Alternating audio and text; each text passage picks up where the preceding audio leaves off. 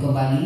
Ya. Mana tahu tahun-tahun sebelumnya ini, sebelum pilkada. Sebelum pilkada kita sudah lakukan pendidikan pemilih. Seperti kita bahas sebelumnya, bahwa pendidikan pemilih itu kan upaya kita berkelanjutan membangun rasa dan jiwa demokrasi dan rasa ingin tahu tentang pemilihan. Kalau sosialisasi itu kan kita lebih kepada informasi terkait dengan hari H. Nah, kita sudah lakukan itu, Mai, pendidikan pemilih. Contoh kemarin kita lakukan pendidikan pemilih pada generasi muda kita, tapi dalam bentuk ada organisasinya, Mai.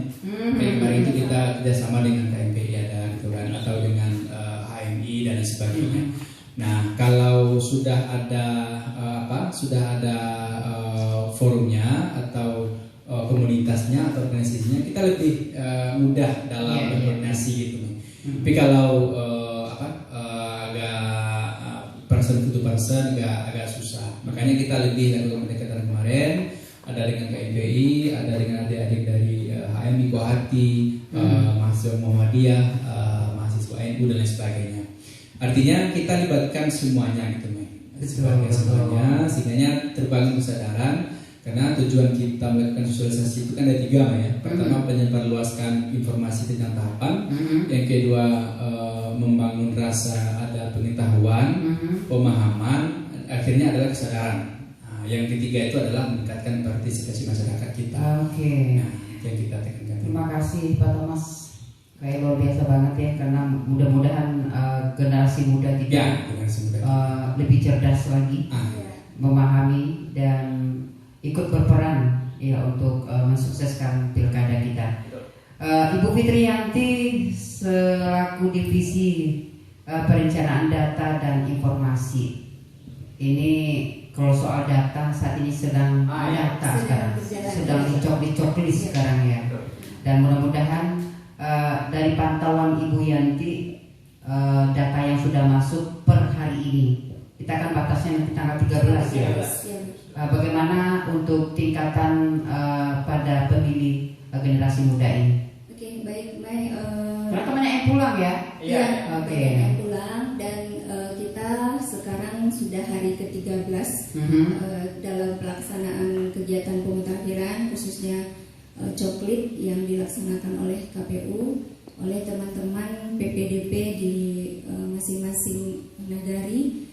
Hari ini untuk laporan minggu pertama sampai tadi itu kita sudah mencoklit sebanyak 53%. 53%. Ya. Kita untuk minggu kedua besok baru kita terima laporannya. Limitnya kita kasih batas waktu untuk minggu kedua. Coklit ini kita terima besok. Karena besok 14 hari dari minggu kedua. Nah, mudah-mudahan besok itu naiknya lebih signifikan lagi. Berharap proses ini berjalan dengan baik. Dan memang dari gambaran sementara banyak ya pemilih baru yang kita data. Karena memang pertama adik-adik yang mahasiswa yang libur kuliahnya itu mereka pulang, yang kemarin mungkin belum masuk ke dalam data pemilih kita. Nah, seperti yang saya sampaikan tadi, Mai, untuk jumlah pemilih muda itu kalau kita kategorikan di usia yang berapa, umur 17 sampai dengan 45 tahun misalnya, itu sangat banyak sekali. Dan kita berharap dalam proses coklit ini sesuai dengan aturan perundang-undangan, kita memang hanya akan mendata masyarakat tanah datar yang memiliki KTP elektronik atau SUKE. Nah, SUKE adalah surat keterangan sudah melakukan perekaman dari Capil. Nah, dan kita tidak bosan-bosannya menghimbau kepada seluruh warga masyarakat bahwa kebanyakan masih ada di tempat kita di tanah datar ini yang masyarakatnya itu memang belum memiliki KTP elektronik. Pada saya mau bertanya itu baru saja. Nah, kita terkendala, undang-undang mengaturnya kita harus mendata sesuai dengan alamat pada KTP elektronik. Jadi yang tidak punya KTP tidak bisa. Sama sekali tidak bisa gitu. Kita bisa hanya melakukan advokasi, melakukan dorongan terhadap masyarakat kita untuk segera melakukan perekaman KTP elektronik. Nggak berlaku dong kakak ya? Nah, kakak hanya sebagai pelengkap. Nah, dia seperti ini, dalam undang-undang itu diatur bahwa dasar kita melakukan coklit itu adalah warga negara Indonesia.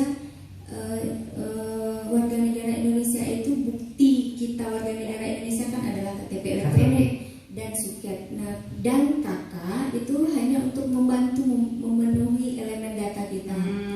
Nah, ada juga sekarang kasus yang ditemukan oleh teman-teman PPDP itu KTP-nya KTP luar, tapi kakaknya sudah kakak sini. Nah, ini kita yang menjadi banyak pertanyaan dari teman-teman PPDP, apa yang harus kami lakukan, Bu? Ini mereka sudah kakak sini, tapi KTP-nya masih KTP lama, daerah yang lama.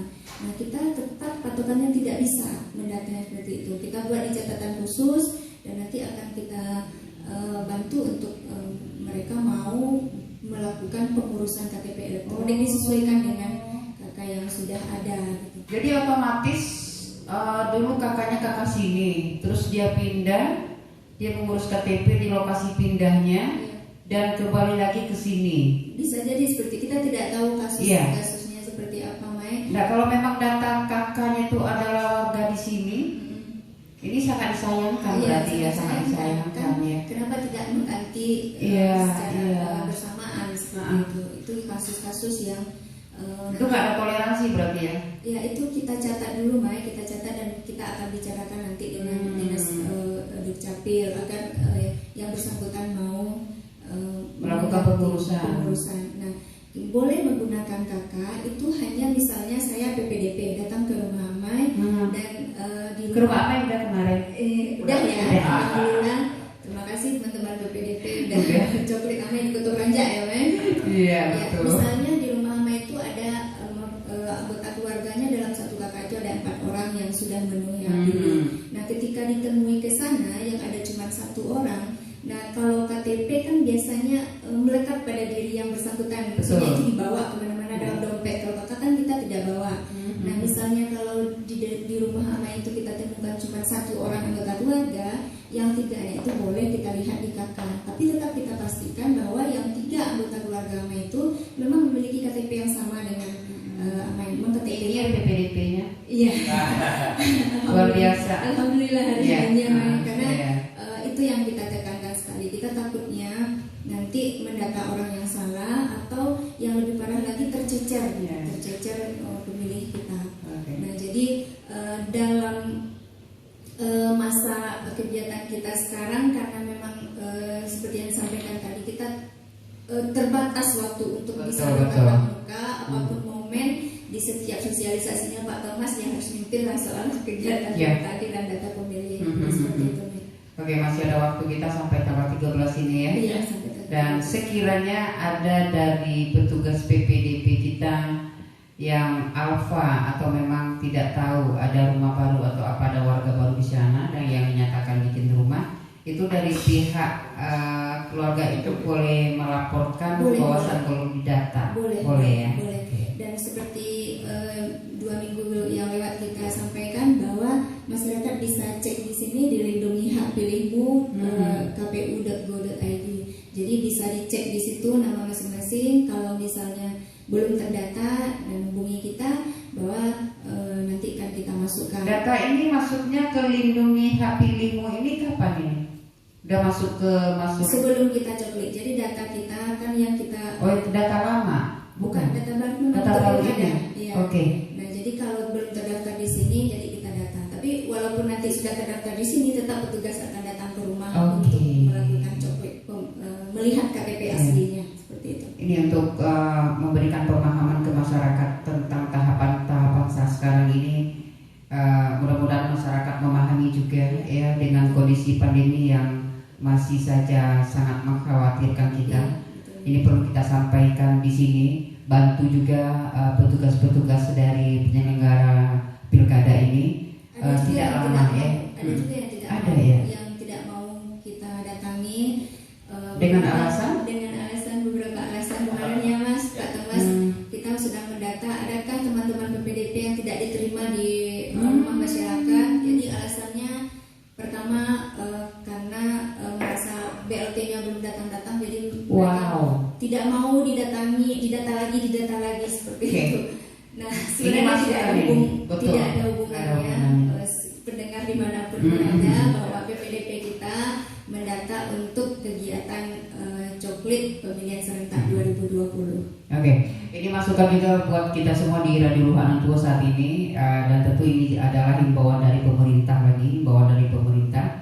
Tiara mewakili saat sekarang ini seperti yang kami sampaikan saban harinya, layani petugas-petugas kita yang melakukan pendataan saat ini, karena ingat ya, satu suara menentukan, di mana pilkada ini sekali 5 tahun, jadi sangatlah merugi kita saat kita harus berhadapan dengan masalah lain. Jangan sampai pilkada ini hilang hak suara kita. Mudah-mudahan masyarakat kita memahami ini, dan sekiranya kita mengetahui ada tetangga kita yang menolak PPDP di sana, mohon bagi yang sudah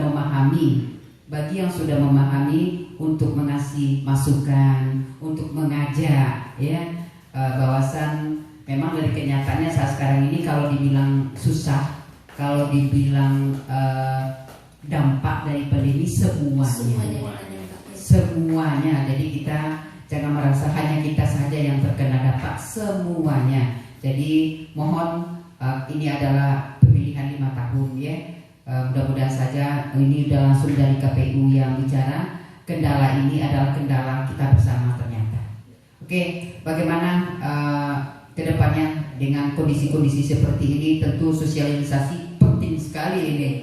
Di samping dari radio kita sudah oke, dan bagaimana seperti yang saya sampaikan tadi, organisasi kepemudaan kita, apakah kita libatkan lagi untuk turun ke lapangan?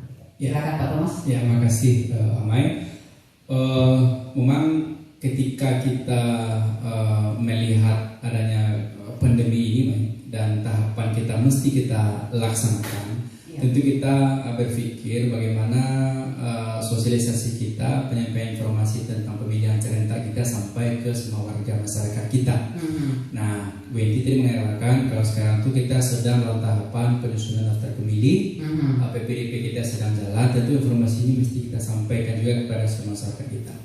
Nah, terkait dengan kita dalam pandemi, ya tentu ini sebuah tantangan. Kami tidak menganggap sebuah hambatan ya, tapi sebuah tantangan. Dan kita yakin PPDP kita, PPS kita, PPK kita, dan kita di KPU, insya Allah kita akan bisa untuk melewati tantangan ini dengan baik. Kita insya Allah kita akan melaksanakan semua tahapan.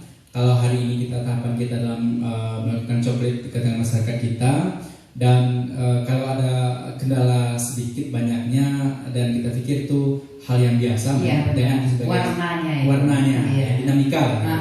Nah, itu cuma kita himbau pada PPDP kita, itu sebuah tantangan bagi kita ya, petugas demokrasi, petugas kepemiluan kita, dan di sisi lain kita menghimbau ini merupakan sebuah amalan ibadah lah bagi kita pribadi gitu.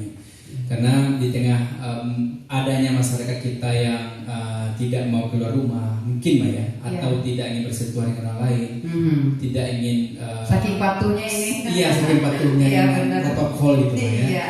Nah, tapi petugas kita jalan door to door, dari rumah ke rumah, mereka mencoklit semua masyarakat kita. Kadang-kadang ada juga ketahui tadi Wendy tadi yang beberapa yang tidak mau menerima, tapi akhirnya mereka juga mau menerima. Alhamdulillah.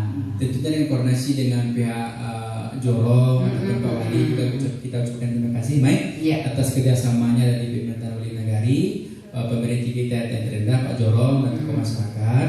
Nah, kita dari KPU ucapkan terima kasih. Semua dilibatkan sekarang ini. Semuanya kita libatkan gitu. Karena yang lebih menguasai wilayah itu kan Pak Jorongnya, Pak Walinya gitu. Makanya kita himbau PPDP kita kalau ada persoalan terkendala kita berkolaborasi lah, kita minta untuk ada Pak Walinya dan Pak Jorong segala macam. Terkait dengan organisasi kepemudaan tadi, memang kita di Tanah Datar cukup banyak organisasi kemasyarakatan pemuda (OKP) kita, dan juga ormas yang bisa kita libatkan dalam hal penyampaian informasi dan sosialisasi.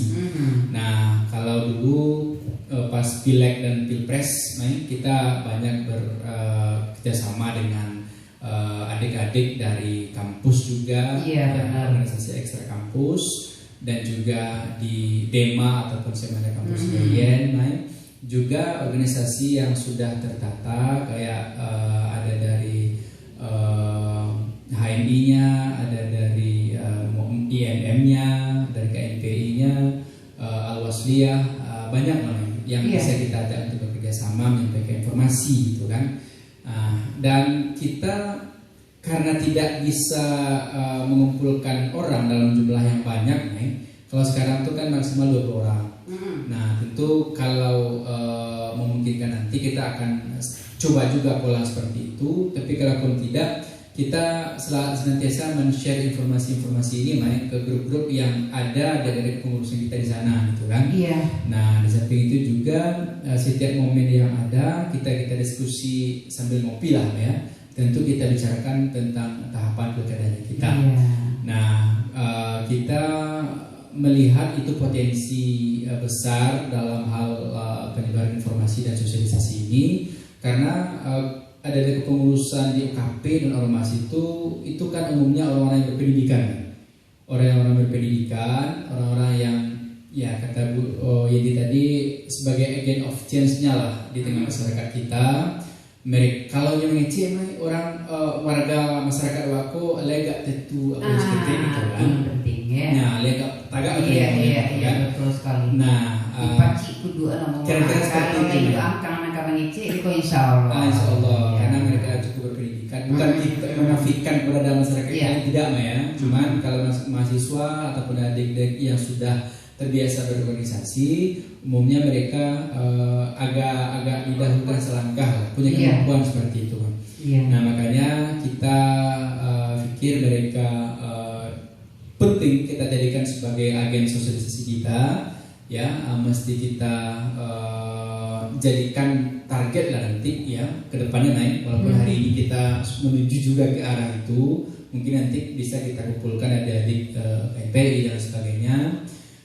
Muaranya adalah mereka juga turut mensosialisasikan tahapan kita, mensosialisasikan tentang pemilihan dan hari H kita nanti 9 Desember.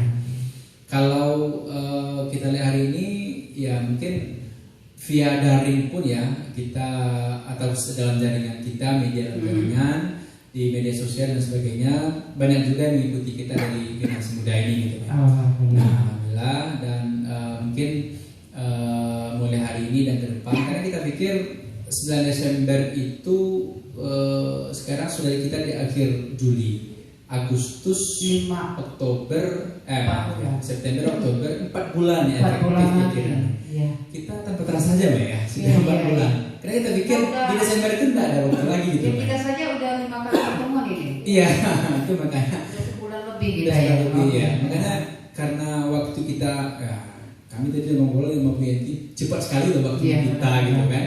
Makanya kita pikir lewat radio pun juga kita wanti-wanti menyampaikan sekali menyampaikan informasi ini. Kalau hari ini kita himbau target kita generasi muda kita, pemilih muda kita, ke depan nanti mungkin kita coba untuk himbau warga masyarakat di segmen yang lainnya. Betul. Basis yang lainnya. Baik, sebelum kita lanjutkan ada pertanyaan istimewa nanti buat kedua narasumber kita. Kita break sejenak untuk mendengarkan